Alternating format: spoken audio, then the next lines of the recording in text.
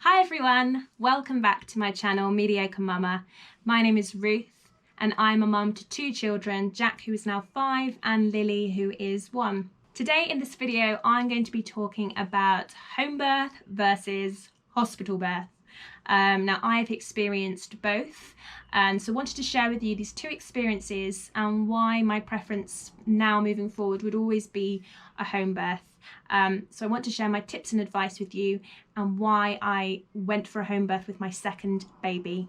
If you like this video, please do go ahead and give it a thumbs up, and also don't forget to subscribe. I hope you enjoy this video and get some useful tips and advice on home birth if you are thinking about it. So my first birth with Jack, which was 5 years ago, took place in a birthing centre which was attached to the hospital. So I wasn't on the hospital ward with all the hospital beds and drugs and where you can get the epidural.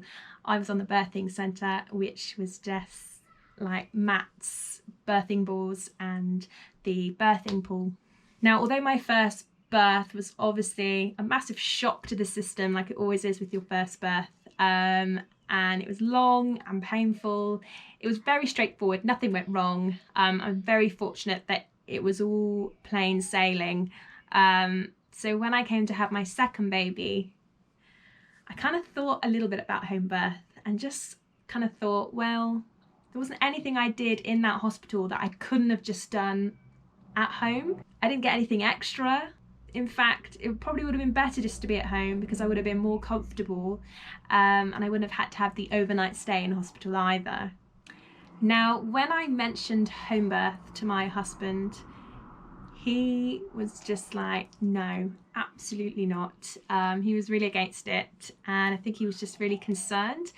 And I think a lot of people like to have that security of if anything goes wrong, you're in hospital and someone can help you immediately, or if you need particular drugs or intervention, then you can have it.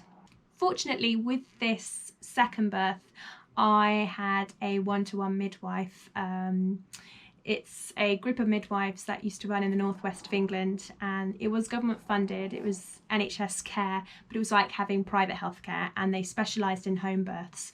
So my one appointed midwife that I had throughout my whole pregnancy, she was the one that started to talk to me a bit more about home birth, and really kind of put this confidence into me about how amazing a home birth can be. And how much it can really empower you and to feel like you're in control of your own labour. So I really did want to start looking into this more, and trying to convince my husband that it was going to be a positive choice. So what I found out during my research and what I discovered from doing birth at home, your birthing body works better when you're in a familiar environment. You're much more in control, you feel much more empowered, and you have that kind of emotional safety, shall we say.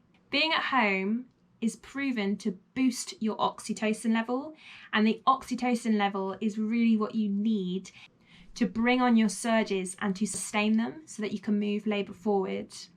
Being at home can also limit your adrenaline and fear, and that is the hormone that's going to work against the oxytocin. So if it's working against the oxytocin, then your surges are just going to slow right down, and things aren't going to progress. If you are at home, you're less likely to need intervention. And the great thing about being at home are there are no hospital restrictions, so you can have as many people as you want here. For me, I have my child Jack at home, and I don't really have any family nearby. So if I were to go into hospital, we were kind of concerned about who would come and look after him or who would come and sit with him. Now, my mum lives about 3.5 hours away.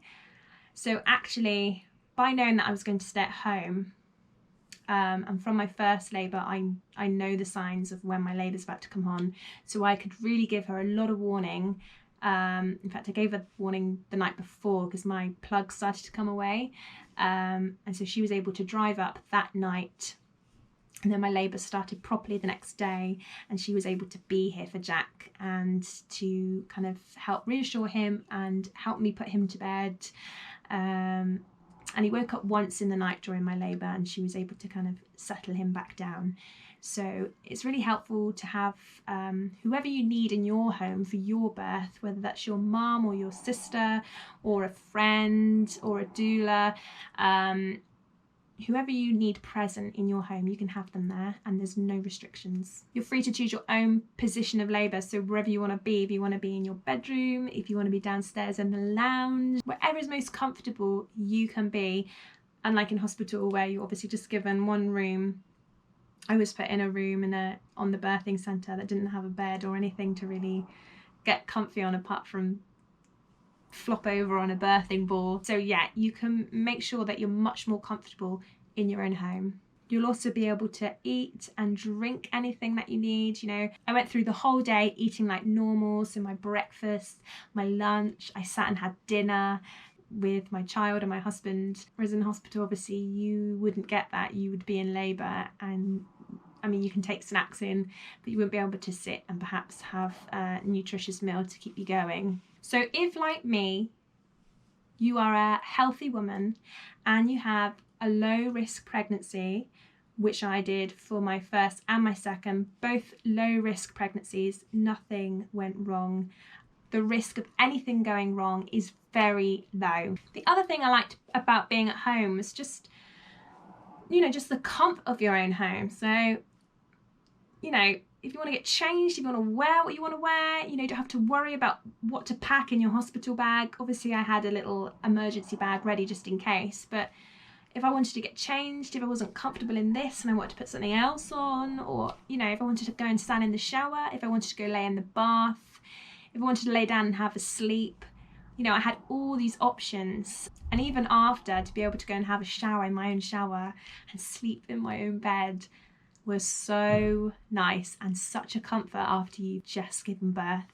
It can be a bit awkward when you're somewhere else and you don't know.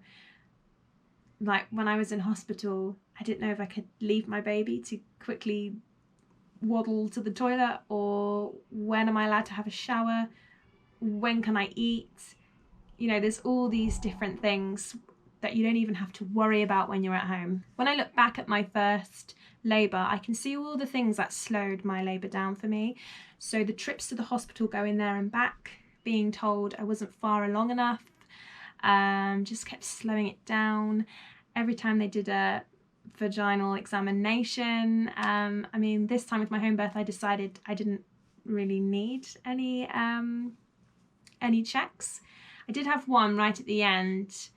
I think mainly because I started to panic a little bit and my midwife just wanted to reassure me about how far along I was. But generally, I just felt like the checks the first time around just kept tensing me up, and it was just such a horrible experience that it just kind of kept like interrupting my body and what it was trying to do.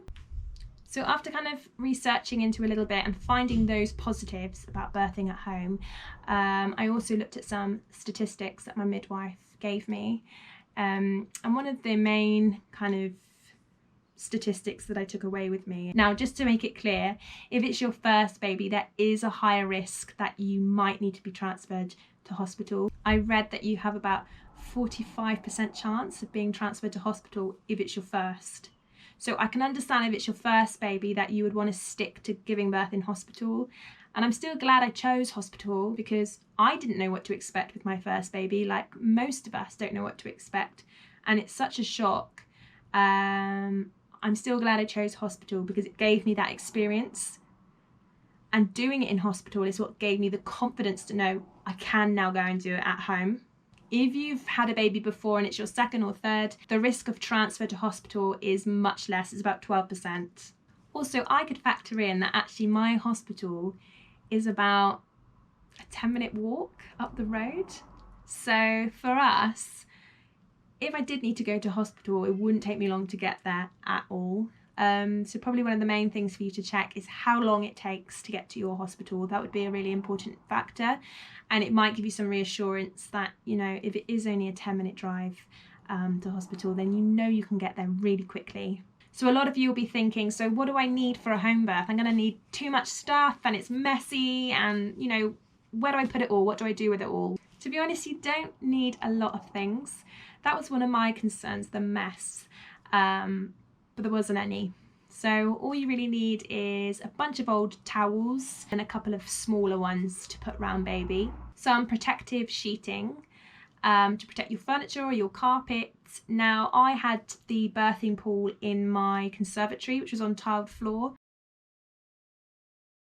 So I just put those, you know, those foam ABC mats you can get for kids. I just put them under the pool so it was a bit softer. But obviously I didn't need to worry about the floor then because it was tiled. But when I did transfer to my lounge, I just had towels and absorbent mats, protective sheeting, or you can just use something like a plastic shower screen. Then all you need, obviously, if you want a water birth, then you can hire your pool. I bought from a birthing site which specialises in hiring out birthing pools. And I also hired a TENS machine, but I bought this little pack, really cheap. I don't even know how much it was now. I'm sure it's like £10 or something. But it had in there what you need for the pool. So a little plastic sieve. I'm sure you can imagine what that is for. The thermometer, so you can keep checking that the water is the right temperature, and a nice new clean hose pipe with the tap connector, so it can connect to the tap in your kitchen or wherever your nearest tap is. You just need to practice before the day and make sure it does actually connect, because there's loads of different people have different taps and you need different connectors, so you just need to make sure you've got the right one. And then you just connect the hose to the tap and it goes straight into the pool, nice and easy. My husband inflated the pool as I was in labour, and I was kind of having surges all day, so there's plenty of time to inflate your pool. The final thing you need really is just like a large container or a bucket to put your placenta in. And then my midwives just took my placenta away. I didn't see any of the clear up going on.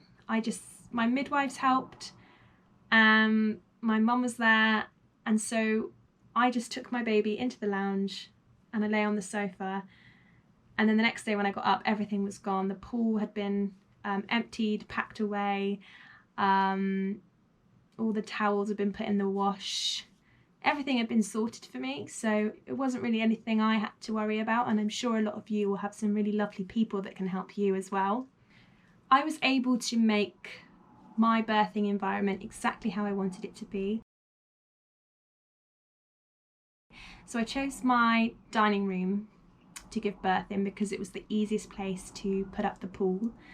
And so in that room, and my husband helped me to put candles everywhere.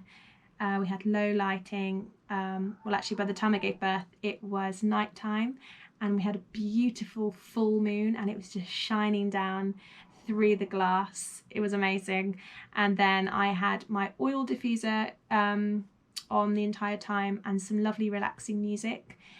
So I used hypnobirthing for my birth at home.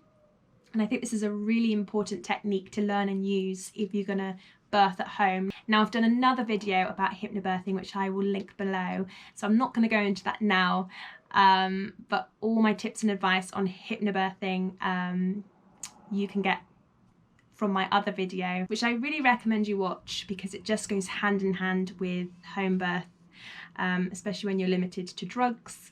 It's really great to be able to focus your mind somewhere else and not focus on that pain. The other thing is the role of my midwife was so different to when I was in hospital.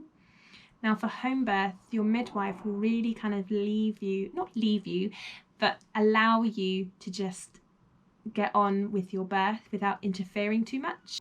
Now we all know how natural it is for animals, and we always talk about when animals give birth, they always go into a dark corner in the dark and peacefully have their babies, and no one goes in poking and prodding and interfering with them. You just allow them to get on with it, and that is basically what my midwife did. Now obviously she's checking things like my blood pressure, and she kept doing the checking the fetal heartbeat to make sure everything was okay, but apart from that she just left me to it, and she was just kind of in the background, and that was really nice because it was then just a special moment between my husband and I in my conservatory, and we were dealing with it together, and that was really lovely. I think the thing my husband worried about the most was if I suddenly needed to go to hospital or needed intervention. And during my pregnancy, my midwife gave me some statistics based on the home births that the midwifery team had attended, and the percentage of women who had been transferred to hospital. When I looked at the stats, the highest reason was for women who wanted an epidural. So 31% of women have been transferred because they wanted an epidural. And actually, to me, that was quite a comfort, because it was saying there wasn't actually anything wrong or scary. It was just that these mothers wanted some extra support, and that's totally okay. But it wasn't a reason to scare me. Again, this is why I really recommend you learn the technique of hypnobirthing. It's just a really great technique for you to be able to mentally cope with the pain. And there's so many tips and techniques you can use. So yes, don't forget to check out my hypnobirthing video. The thing I loved as well the most about being at home was being there for my son. Now, I had involved him in this entire pregnancy, and he was so excited to meet his sister. And I prepared him for the fact that I was going to be giving birth at home. So what I did in the lead up to my birth was to show him other home birth videos. Now, he was 4 years old, and it wasn't to scare him at all, and actually he really loved watching babies being born. And in my mind, I also kind of thought it would get him used to the kind of sounds that he might hear. So every time he heard a woman perhaps kind of crying out in pain, and just to reassure him that if he hears that sound, it's nothing to be scared of, it's the baby coming. So as I was having my surges all day, you know, he was quite excited, he knew baby was coming. He was also really empathetic and looking after me and rubbing my back and checking I was okay. But what I really loved was that I was there for him. And I know some children can find it scary sometimes if their parents are going to go off to hospital and they are left at home, or they are sent to the grandparents. And it can be quite scary, because if you're rushing around panicking that you need to get to hospital and you're sending your other child somewhere else, you know, it can be quite frightening for them. So for me to be able to just say, I'm not going anywhere, I'm going to be here, and you're going to be here, and my mum came, so Nanny's going to be here. And I was with him all day, and we had dinner together, and I even took him to bed and read him his story, and I said to him, when you wake up in the morning, your baby sister will be here. And he went off to sleep. And in the morning it was just lovely, because I had stayed downstairs on the sofa bed and he just came down into the lounge. So, you know, there's none of that waiting around in hospital or bringing that child into the hospital. He could just come in and meet his baby sister, and he just looked at her and he said, "Oh, I love you." It was so cute. Yes, it's just really nice, really special to be at home, and for him to just be so calm about it the entire time because I had prepared him, that was a huge factor for me. So overall, I do really recommend a home birth. If you do your research, check the current statistics for transfer. If it's your second baby in particular, I do really recommend, because if your first birth went to plan and everything went smoothly, then it's very likely that's the same scenario you will have again. But it's just so lovely to be at home if you know that you can handle the pain and get through it. Then I would absolutely go for it. There's nothing like birthing in your own home, in your own comfortable surroundings, with your family around you. It's just an amazing and beautiful experience. And if I was to have another baby, I would definitely do home birth again. Just to add that managing the pain at home, so I used a TENS machine which I hired. I find a TENS machine really helpful, especially before you get in the pool, and sometimes you don't realise what an amazing job it's doing until you remove the pads, and then you're like, oh yeah, that was working. So that really helps. And then obviously using the technique of hypnobirthing, so self-hypnosis and meditation and breathing and just making sure you're in a place of calm. and then the midwife can provide you with gas and air. So I had gas and air for the last 15 minutes of my birth, just where I started to have a little bit of a panic during that transition stage where you're about to give birth. Just needed to bring my breathing back down.